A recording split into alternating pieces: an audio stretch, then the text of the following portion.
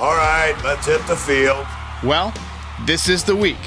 Most experts agree that Juan Soto is preparing to choose his next team. It could be the Yankees, it could be the Mets, could be the Red Sox, could be the Blue Jays, could be the Dodgers, and he's expected to make his decision this week, and then the announcement will be made at the winter meetings. I'll break down why I agree with that assessment and why the winter meetings could get crazy. Also, we'll talk about some of the improvements we're making for next year's post-game show, and we'll take a few of your voicemails. The slow part of the winter is almost over, and this is Pinstripe Territory. Just wanted to talk, that's all. All right. Welcome back, everybody. Welcome back. I just realized I had some fuzz on my shirt when I was recording the intro, but we got it out of the way now. Hope everybody is having a nice off season and everybody had a nice Thanksgiving. And we are at the point of the MLB offseason where it's the calm before the storm. Not a lot of moves happening right now. Teams are preparing for the winter meetings. They're getting offers. They're meeting with players. And we have a few reasons to believe that Juan Soto is going to make his decision in the next few days, possibly by like Wednesday or Thursday, so that the announcement can happen at the winter meetings. Now, the reason that I say that is that MLB had a crummy winter meetings last year. And you can tell just from watching the way this offseason has unfolded, they're gearing up for a lot of movement at their premier event. So we'll get to that in a few minutes. But it'll be interesting to see what Juan Soto ends up with contract-wise. It's going to be a record contract. And the reason I say that is because every indication we're getting from Boris and from the people who are in the know, who are around baseball, guys like Michael Kay and Jeff Passan and so forth, is that Soto wants to get the highest AAV, average annual value, which right now is $46-ish million. So it'll be higher than that. And because he's 26 years old, that presents the opportunity to stretch this contract out to a point where it's, like 14 years, maybe 15 years if it goes that far, where the money with that kind of AAV adds up to close to a record deal. And I think that, Scott Boras wants to break that barrier. He wants to pass the $700 million mark. He wants to pass the $50 million a season mark, I'm sure, too. So when you start to put the numbers together and just look at, what's a realistic way that they can create some kind of a contract that satisfies these three benchmarks: the average annual value, the total contract of $700 million by Shohei, even though a lot of that's deferred, and you'd start talking about the $50 million a year barrier, setting three records at once. You start to look at the numbers, and it becomes about 14 years at $50.2 million. That becomes a $702.8 million contract. That's kind of where I think most teams will end up with their offers. Now, the Mets may offer more, but anything above that is going to be icing on the cake. I'm confident that the Yankees, the Red Sox, the Blue Jays, and the Mets are all going to be offering at least those three benchmarks. So it's going to come down to where he wants to play. As T. Jawline says, Juan is going to re-sign. He wants this. I think so. I was leaning towards the Mets earlier this winter, but I'm becoming more and more optimistic the more I think about it. The Yankees have already supposedly made two offers. And Hal Steinbrenner, when he was talking to the press the other day, sounded as serious as I've ever heard him. He sounded as serious as a heart attack. He wants to bring Juan Soto back. He knows what's expected. I don't think any billionaire likes to be challenged by some other, even if somebody's got more money, Steve Cohen has more money than Steinbrenner, but Steinbrenner, once you get $1 billion, you run the Yankees, you got a little bit of an ego. There's got to be a little bit of an ego there somewhere where he doesn't want to be outbid for his own player. Now, he did say that the Yankees have the ability to sign any free agent that they want. And we know that's not true because they tried to sign Shohei Ohtani a few years ago. They didn't get him. He was a free agent again. They didn't even make an offer to him. And then Yoshinobu Yamamoto. They wanted him last year. He wanted to play out west. So those are two instances that I can think of where the Yankees wanted the player and were willing to go to astronomical lengths and didn't get them. But if you're Juan Soto, you know you're going to get a record contract at this point. You know it's coming. So you have to consider more than just your, salary from baseball. You have to consider things like taxes, which can make a huge difference. You have to consider sponsorships, and sort out the potential sponsorships that each brand has. The Yankees, the Mets, the Red Sox. For instance, the Yankees and the Mets play in the same city, but the Yankees are number 1 in attendance, and the Mets were 17th. Where do you think Nike wants to put a Juan Soto billboard to advertise his new merch? Outside of Yankee Stadium or outside of Citi Field? Or in Canada or LA or Boston? Those are the things that he has to consider from a business standpoint. You have to think about him as more than just a baseball player. He is definitely a business at this point in his career. He has to consider winning potential.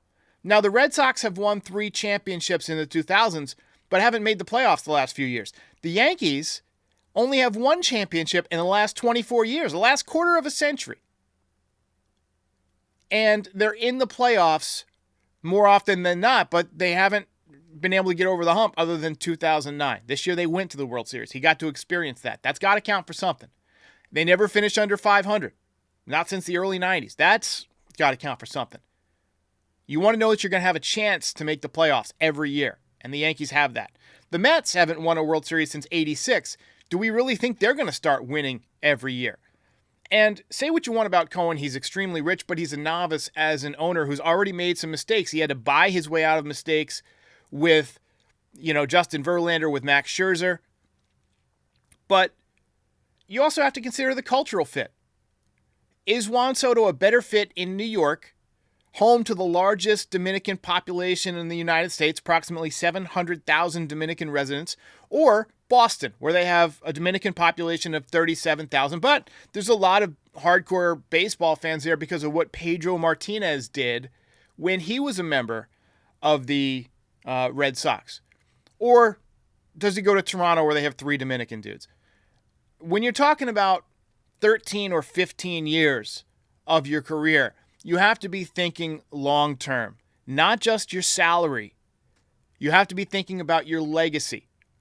Right now, Soto has played for 3 different teams. He began with the Nationals, he went to the Padres, and now he's with the Yankees. Alex Rodriguez had a similar arc. He began with 7 years with the Mariners, parts of 7 years. He then went on to the Rangers as a free agent, got the record contract, and then he got traded to the Yankees, where he spent 13 years. Now, most people will say, when they think of Alex Rodriguez, they think of him as a Yankee. And as well known as he was to baseball fans, right, when he was with the Mariners or with the Rangers, I mean, he was seen as a fantastic baseball player. But he became a household name when he became a Yankee. He became, for a few years there, the biggest trade acquisition since Babe Ruth. When they got him, it was supposed to be the biggest move since the Babe. And he did win 2 MVPs with the Yankees, and he won his only title with the Yankees. But his legacy was tarnished by his own deeds with steroids and so forth.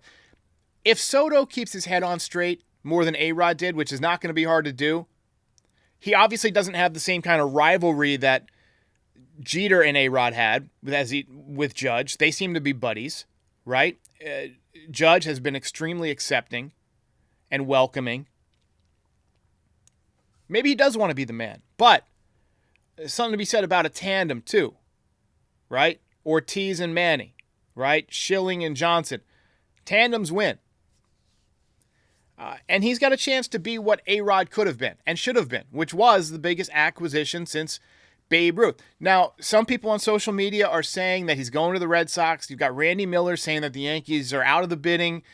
But these are not exactly the cream of the crop as far as baseball reporting goes. So I wanted to offer, as we approach the final stretch here, a rule of thumb that I have.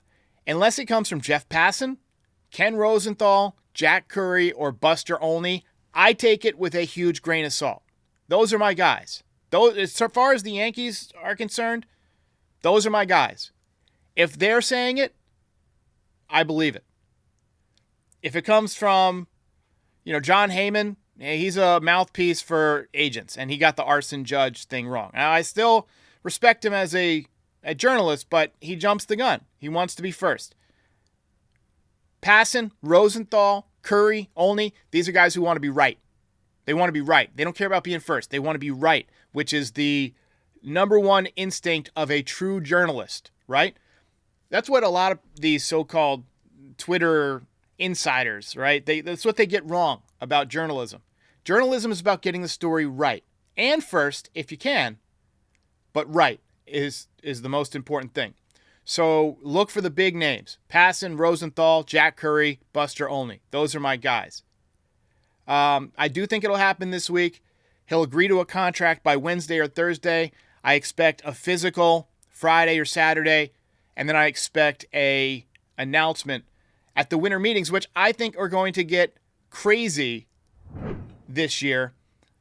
Now, you won't hear MLB talk about this. They won't put it out in a press release, but winter meetings are their major moneymaker during the offseason. It's where MLB Network gets the bulk of its ad revenue, all the stuff that follows that, the breakdown of the moves and things. It drives people to consume their media, and there's money in that because there's advertising in that. And last year's winter meetings were just straight up dookie. They were a snooze fest. Scott Boras had 3 free agents. He had 4, actually. He had Blake Snell, Matt Chapman, Cody Bellinger, and Jordan Montgomery. He was asking for like $100+ million from everybody. For everybody, I should say. And nobody got more than 80. I think it was Bellinger got 80 million, if you factor in that he, doesn't opt out or whatever. But he held everybody out through the winter meetings, and that prevented a lot of moves from happening. He held some of them out to pitchers and catchers began. He potentially ruined Jordan Montgomery's season.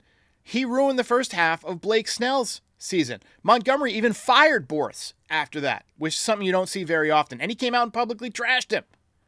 It was an embarrassment for Boras. It was an embarrassment for baseball.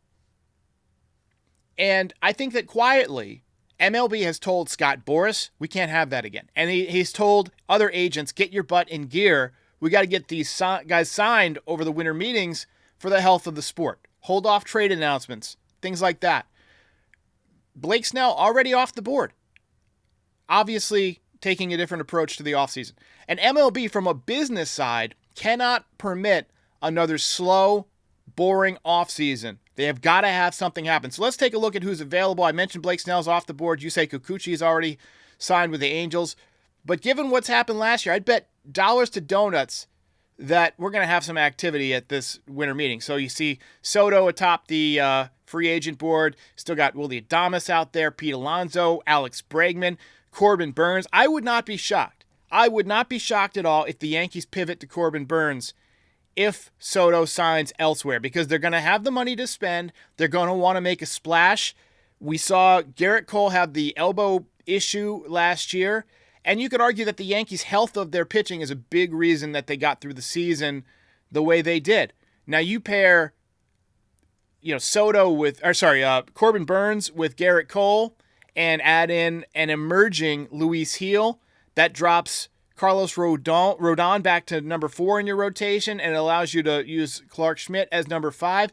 Guys, that is a hell of a 5-man rotation, and you're talking about run prevention since you're going to be losing some offense. That's if Soto goes elsewhere. Jack Flaherty is an option. Max Fried is somebody that I have heard compared to Jimmy Key, which, if you remember the Yankees from the 90s, you know how important Jimmy Key was to the Yankees winning that World Series in 96. Teoscar Hernandez, somebody who could be on the Yankees' radar if you believe the reports, if Soto signs elsewhere.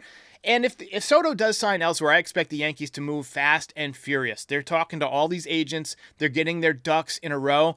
I expect them to drop 3 or 4 counterpunches if Soto signs elsewhere, because especially if he signs with the Mets, they're going to want to take back the headlines too. They'll let Cohen have his 15 minutes, but then they're going to go back into being the big bad Yankees. As I mentioned, Steinbrenner's ego. He's not going to allow someone else to take the back page from him.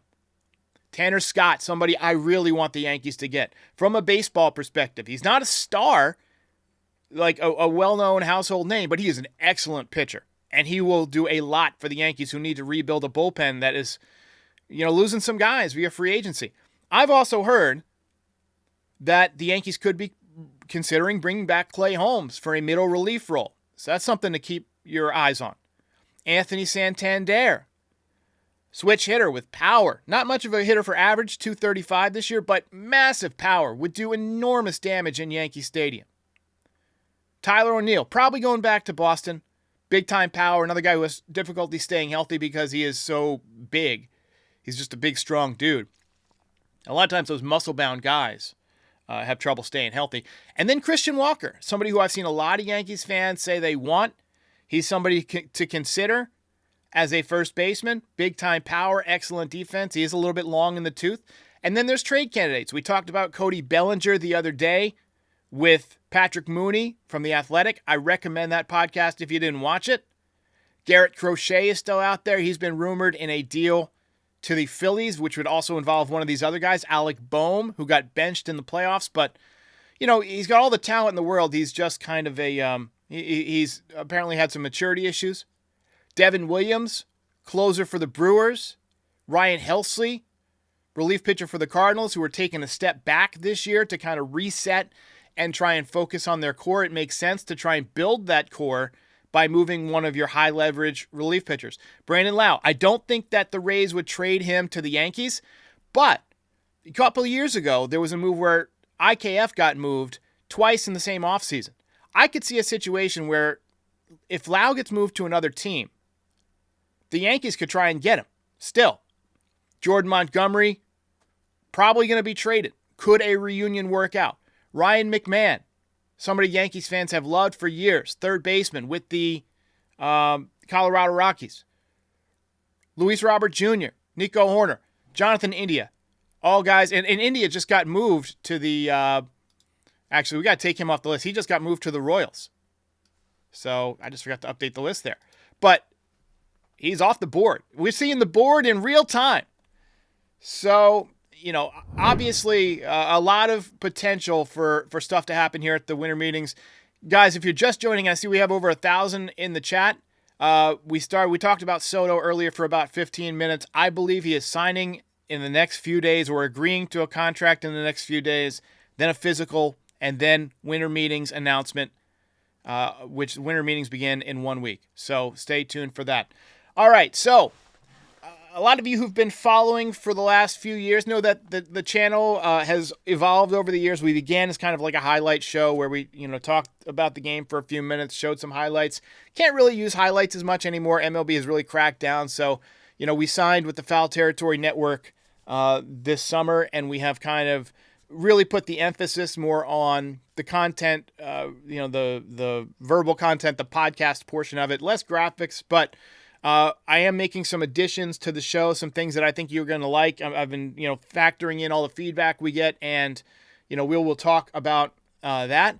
But we got some new things to show off. So, first off, the thumbnails are going to be a little bit different next year. I'll probably show this a few times before the season just so you guys are familiar with it. We are updating the thumbnails. You see the old thumbnails on the left for the post-game show, new ones on the right.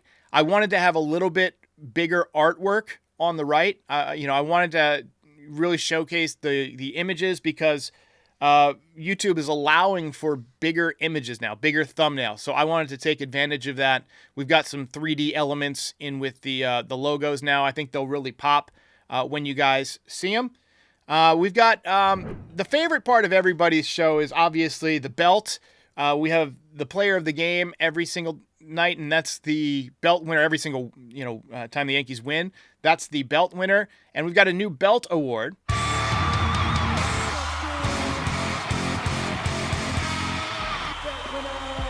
And just showcasing Juan Soto. Also, we've got camera 2. We've got a multi-cam situation here where I might be able to even showcase that a little bit. Hang on just a second.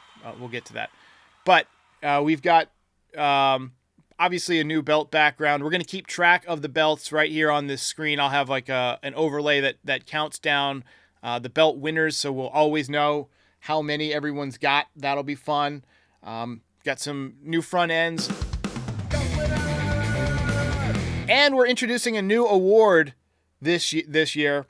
It'll definitely happen for losses. It won't always be a Yankees player. Sometimes I'm sure it'll be an umpire. Sometimes it'll be a fan who interferes.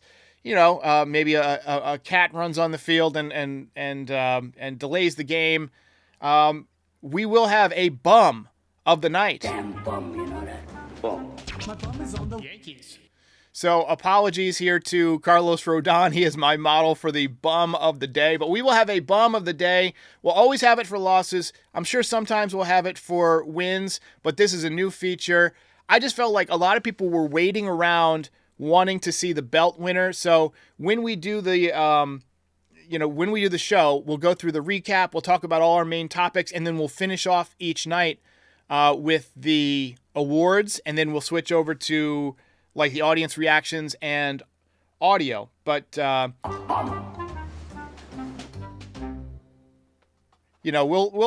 walk through all this as the season begins, but I'm confident the show will be much improved and much easier for me next year with all this new content that we're adding.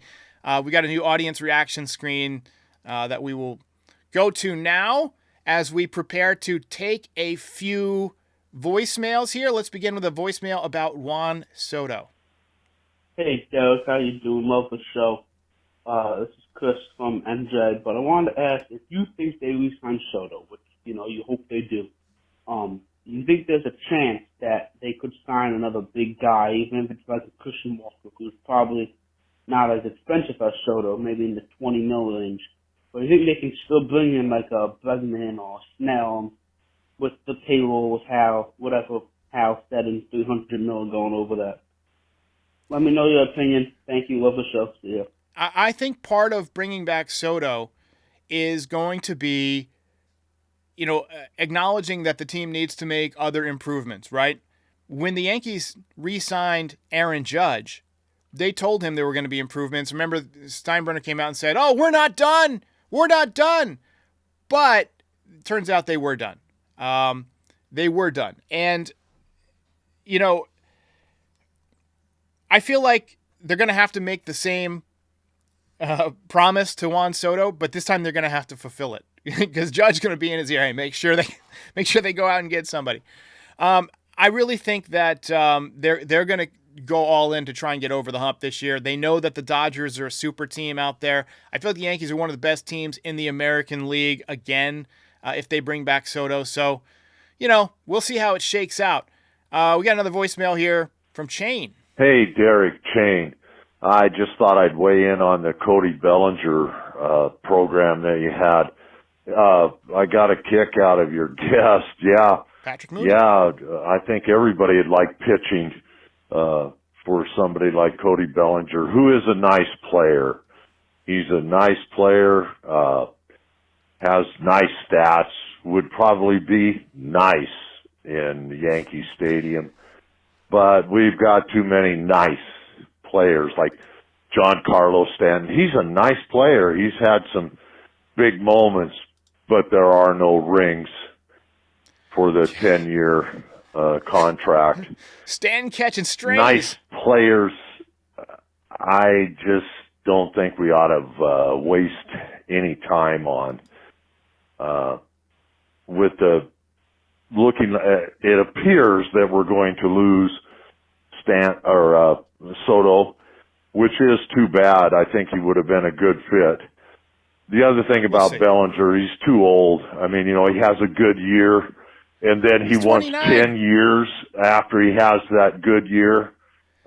No, all right. So Bellinger's only 29. We don't know what he's asking for. He's actually he's under contract for the next season, and then he's got another opt-out. So, and I don't like Giancarlo catching strays there after he helped us get to the World Series. So, let's just take it easy. I think my cat Dexter wants to get in the show here. He wants to be famous. All right. Talking Blake Snell What's up, here. Derek? It's Brian. Just Blake Snell signed with the Dodgers. The rich keep getting richer. Pretty awesome. Gotta hand it to them. They keep going for it. I wanted to say though, quick idea, throw it out there, see what you thought of it. I seen, I think it was the Korean League there, is going to be posting Haesung Kim, and I think he's a lefty. He, played with Ha-Sung Kim, pretty much almost the same name, but, battery partners, middle infield partners, a lefty. He's hit, it's over 300 the last 3 seasons, doesn't have much pop.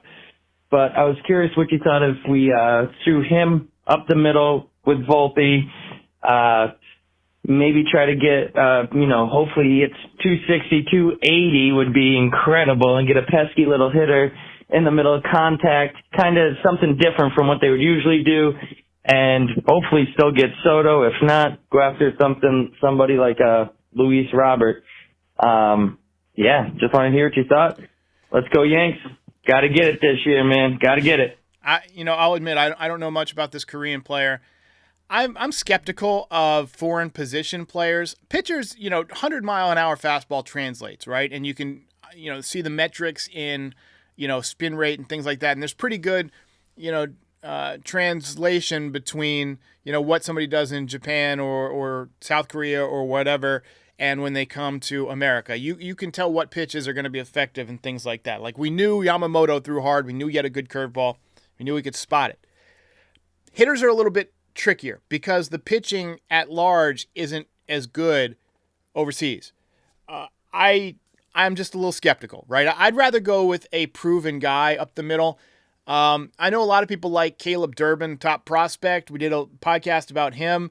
To me, the exit velocity of 83 miles an hour is a little bit suspect. I don't know if he's bunting a lot. I mean, he's a speedy guy or whatever, but I'm just a little bit worried about that. I would rather go with a proven player up the middle. I think Gleyber Torres is definitely gone, especially if they sign Juan Soto. Now, if Juan Soto signs elsewhere, all options are on the table. Maybe you bring Gleyber back on a 1-year prove-it deal. But I think we could do without his baseball IQ, without his base running blunders, and without his league-leading errors total at second base. So I think despite Torres hitting well in the playoffs out of the leadoff spot, really after he got moved to the leadoff spot late in the season, he was great. And after the benching. But I think he's gone for sure. So that's going to leave a hole. I mean, you could go with Jazz Chisholm, who's a natural second baseman. He came up as a second baseman, but you're losing one of his weapons, because one of his weapons is his great arm, which then only becomes valuable on relay throws and on the back end of double plays, like a 6-4-3 or a 5-4-3 double play. Now, he's still a rangy player, which I think will make up for some of that, lost tool. You'd be gaining range at second base, but then you got to backfill third base. Bregman sounds like could be a fit for his former manager, A.J. Hinch, with the Tigers. That's kind of where the foul territory team that has been breaking all this stuff down daily seems to think he's going to land. I agree with that assessment. I thought he'd be a good fit for the Blue Jays also. George Springer went up there. He might be, hey, we're trying to get to the playoffs. Come help us out. But I also could see him going back to the Astros. The Astros are aggressive. They're trying to bring him back. And a lot of times if a team's trying to bring somebody back, if they've done some winning there, he'll go. So, you got a fan base there already pre-existing. But I just don't see Bregman as much as I think he would be a good fit offensively and defensively with this team. I don't see him coming to the Yankees, which means, you'd have to figure out something else for third base. Maybe Oswaldo Cabrera finally gets the shot, right? But he didn't exactly crush the baseball this year. He had some good moments, but he also had some downtime. So, be interesting to see how it shakes out. All right, we got Booker.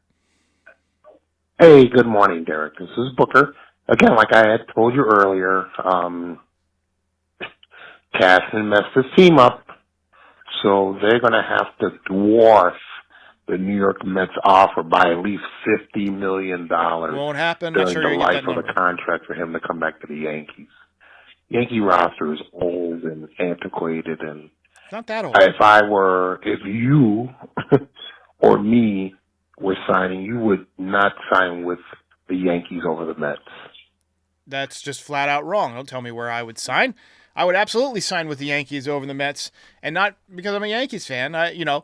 If I had a chance to hit in front of Aaron Judge, I'm going to get more pitches to hit. Jason Dominguez, a young up-and-coming Dominican player, switch hitter, great eye, a chance to work with Soto and learn the ropes and become an absolute star. I think he knows how good Dominguez is going to be. I really think that Dominguez is going to be better this year. Forget what you saw. He was coming back from an injury. It was just a weird situation last year. He screwed up a couple of plays in the field, and it kind of became the yips. But he's a better player than that. He's going to be fine. The pitching on the Yankees is better and healthier. You just made it to the World Series. And like I said, you got to consider more than just your salary. You have to consider your legacy. You have to consider your endorsements. You have to consider the brand deals that, each organization has. The Yankees are a more established brand than the Mets. That's just the way it is, right? You're going to have Nike and Adidas and all these different brands that want to be associated with the Yankees, want to be associated with Juan Soto. Now, the Mets have theirs too, but not to the degree that the Yankees have. I just realized my marker must be bleeding on me. I'm covered in ink. All right, ladies and gentlemen, we are going to call it a day. Enjoy football. Hopefully, we'll be back with some Soto news over the next few days. And as always, post your comments in the chat. Comment, like, follow us, and rate us on all your favorite podcast platforms.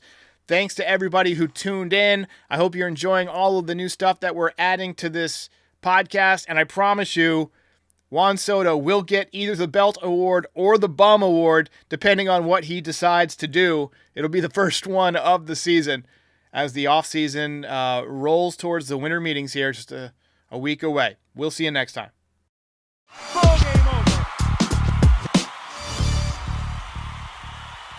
If you enjoyed this video, please drop a like and give us a subscribe. It helps other Yankees fans find the channel. We're also on all your favorite podcast platforms and social media. Join the community, have some fun. We're here after every game. This is Pinstripe Territory.